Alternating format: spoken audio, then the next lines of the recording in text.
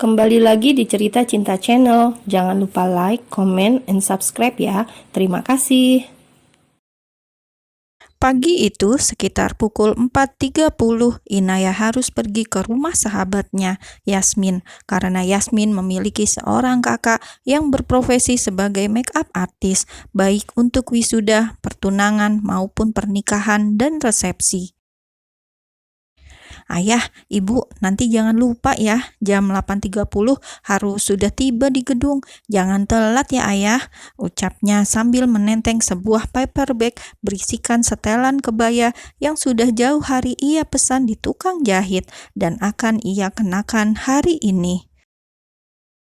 Iya nak, kamu hati-hati ya, ucap ibunya. Kemudian wanita yang akrab disapa Ina itu langsung menuju garasi, menyalakan motor metiknya dan melajukannya ke rumah Yasmin yang hanya memakan waktu sekitar 15 menit untuk tiba di sana. "Halo Yas, aku udah di depan rumahmu," katanya melalui telepon. "Oh iya nak, sebentar." Tak lama kemudian Yasmin membukakan pintu untuknya. Di sana sudah ada Ririn dan Mawar yang hari ini juga akan mengikuti wisuda. "Siapa duluan nih yang mau di make up?" tanya Mbak Tika. "Aku aja Mbak, soalnya aku mau berselfie dulu setelah di make up. Jarang-jarang loh," ucap Mawar. "Aku belakangan aja deh, soalnya aku nggak betah kalau make up terlalu lama menempel di wajahku, risih," ucap Inayah. "Oke, duduk di sini," ucap Mbak Tika pada Mawar.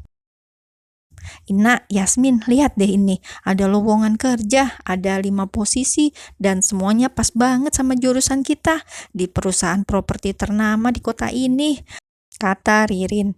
Di antara mereka berempat, Ririnlah yang paling gencar mencari-cari lowongan kerja bahkan saat mereka belum dinyatakan lulus. "Mana-mana, coba lihat." Ina dan Yasmin langsung nimbrung di samping Ririn. Iya, pas banget ya sama jurusan kita, ekonomi manajemen. Gimana kalau besok kita ajuin lamaran bareng-bareng? Siapa tahu rezeki kita kan?" kata Ina dengan bersemangat. "Boleh tuh," sahut Mawar. 2 jam kemudian akhirnya mereka semua selesai di make up. "Cantik-cantik ya sahabatku semua," ucap Yasmin. "Hasil tangan siapa dulu dong?" jawab Mbak Tika. "Mbak Tika yang cantik, makasih ya udah mempercantik wajah-wajah polos kami," ucap Ririn. "Dan makasih juga untuk diskonnya Mbak, hehe," sahut Inayah. "Iya, sama-sama. Sukses ya buat kalian semua," jawab Tika. Yasmin mengambil kunci mobil. "Ayo kita berangkat," ajak Yasmin pada ketiga sahabatnya. "Mah, nanti jangan sampai telat ya," ucapnya lagi pada mamanya. "Iya nak, akhirnya kalian wisuda bersamaan ya. Selamat, semoga kalian cepat mendapatkan pekerjaan," ucap Bu Maria. "Amin," seru mereka berempat secara serentak. Di antara 4 sekawan itu yang berasal dari keluarga berada adalah Yasmin. Papanya memiliki sebuah usaha yang bergerak di bidang furnitur dan mamanya mempunyai toko kue yang cukup laris di kota ini. Sehingga ia memiliki fasilitas yang lebih daripada 3 sahabatnya yang lain. 1 jam kemudian mereka sudah tiba di kampus, tepatnya di gedung tempat acara wisuda akan digelar. Mereka berkumpul dengan teman-teman yang lain. Inayah kala itu sedang gelisah mencari-cari di mana ayah dan ibunya. Mereka tidak menjawab panggilannya, sementara sebentar lagi para peserta wisuda beserta orang tua yang menerima undangan harus segera masuk sebelum jam 9. "Orang tua kamu belum datang nak?" tanya Ririn. "Belum nih, mereka juga nggak jawab panggilanku," jawabnya, matanya masih mencari-cari di mana orang tuanya. Kemudian Inayah mendapati sosok yang ia kenal. "Ayah," Panggilnya sambil melambai-lambaikan tangan.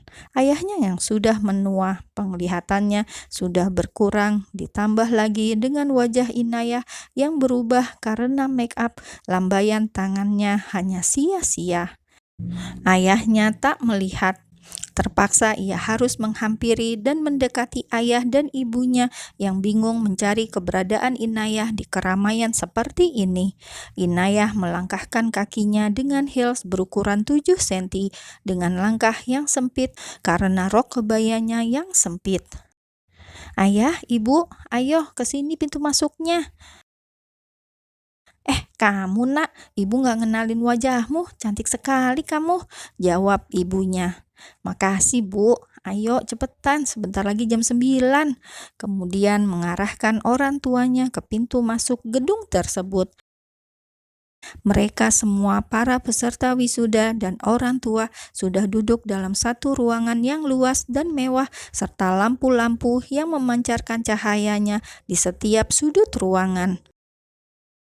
Betapa bangganya Inayah dan kedua orang tuanya karena nama Inayah Audia disebut dan dipanggil karena meraih prestasi cum laude. Inayah mulai meneteskan air mata karena berhasil membuat kedua orang tuanya bangga. Setelah selesai acara, mereka berfoto-foto dengan orang tua dan teman-teman lainnya sebagai tanda kenang-kenangan. "Nak, ayo kita pulang," ucap ibunya. "Iya, ayo bu, aku sudah gak tahan dengan make up ini," jawab Inayah, kemudian menghampiri ketiga sahabatnya. "Besok kita jadi kan ajukan lamaran ke perusahaan properti yang tadi?" tanya Inayah. Jadi, jawab Ririn. "Oke, kalian siapkan surat lamaran, daftar riwayat hidup, dan berkas-berkas lainnya di rumah masing-masing. Setelah itu, kita kumpul di rumahku dan kita berangkat sama-sama. Setuju?" ucap Yasmin sangat bersemangat. "Setuju," jawab mereka bertiga. Sepulang dari acara wisuda, Inayah begitu bersemangat menyiapkan segala sesuatu yang berkaitan dengan lamaran pekerjaannya di PT Cipta Properti. Perusahaan tersebut merupakan salah satu perusahaan properti terbesar di kota mereka. "Pas fotonya yang mana ya? Ini aja deh yang terbaru." Kemudian Inayah melanjutkan mengetik daftar riwayat hidup. Ia membuatnya semenarik mungkin, berharap dirinya dapat diterima di perusahaan tersebut pada posisi tim marketing. Terlebih nilai IPK-nya yang di atas rata-rata membuat Inayah semakin yakin kalau dirinya akan diterima bekerja di perusahaan tersebut. Tapi ada satu hal yang membuat Inayah ragu, yaitu syarat khususnya harus berpenampilan menarik. "Gimana mau menarik? Dandan aja aku nggak bisa. Alat makeup aku cuma tahu bedak, lipstik, sama maskara," katanya sambil melirik ke arah meja riasnya. "Tapi apa salahnya dicoba? Kalau rezeki nggak kemana." Semangat Inayah demi ayah dan ibu. Ia menyemangati diri sendiri. Ceklek, pintu kamar terbuka. "Duh, yang lagi semangat nyari kerja." Ibu Marni masuk menghampiri anaknya. "Iya bu, doain ya," ucap Inayah sambil terus mengetik. "Pasti nak, doa ibu selalu menyertaimu." "Terima kasih bu," menoleh ke arah ibu dan tersenyum. Keesokan harinya, Inayah sudah bersiap rapi dengan kemeja putih lengan panjang dan dengan tali yang terikat di bagian kerah membuat baju yang ia kenakan tambah manis dan fashionable. Kemeja tersebut ia padukan dengan celana panjang berwarna hitam. Penampilannya hari ini benar-benar terlihat seperti orang yang sedang melamar pekerjaan. Tidak lupa ia mengunci rambutnya agar terlihat rapi. "Bu, bagaimana penampilan Inayah?" "Cantik sayang," jawab Ibu Marni. "Bu, apa Inayah termasuk berpenampilan menarik? Soalnya itu syarat khusus untuk masuk tim pemasaran, Bu," tanya Inayah lagi yang ragu akan penampilannya. "Tentu saja kamu menarik, nak." "Ibu nggak hanya sedang memuji karena Inayah anak ibu kan?" Haha, Inayah meragukan jawaban ibunya. Enggak, kamu cantik, percayalah. Ayo semangat, menepuk pelan bahu Inayah. Baiklah Bu, Inayah berangkat ya. Tidak lupa menyalami dan mencium tangan ibunya. Hati-hati nak, semangat. Mereka berempat, Inayah, Yasmin, Mawar, dan Ririn sudah berada di depan gedung kantor PT Cipta Properti. Duh, aku gemeteran nih, ucap Ririn. Ih, sama, sahut Mawar. Tenang, tenang, jangan sampai kegugupan kita ini membatasi kita, apalagi saat di interview nanti, ucap Inayah berusaha menenangkan kedua sahabatnya itu. Setuju, ayo kita masuk dan langsung ke bagian HRD, ucap Yasmin. Mereka berempat begitu bersemangat. Sesampainya di depan ruang HRD, ternyata ada beberapa orang juga yang sudah menunggu untuk dipanggil. Udah ngantri ternyata, bisik Inayah pada Ririn. Iya, padahal kita udah berusaha untuk datang lebih awal kan, kata Ririn. Setelah 2 jam menunggu, akhirnya mereka dipersilakan masuk ke ruang HRD satu persatu. Inayah dan Yasmin sangat bersyukur karena mereka diterima di bagian marketing VIP. Inayah sangat bahagia. Ia langsung membayangkan wajah kedua orang tuanya. Rasanya Inayah ingin langsung bersujud syukur pada saat itu, tapi itu tak mungkin ia lakukan. Sementara Mawar dan Ririn, mereka juga diterima dan lolos interview, namun mereka diposisikan di bagian marketing basic. Yang membedakan marketing VIP dan basic adalah nilai properti yang akan dijual. Tim marketing VIP adalah khusus pemasaran properti yang nilainya 1 miliar ke atas. Sedangkan yang basic untuk harga yang di bawah 1 miliar. Mereka berempat sudah berkumpul lagi di bawah di depan gedung perusahaan. Nggak nyangka besok kita udah memulai rutinitas di sini, kata Yasmin.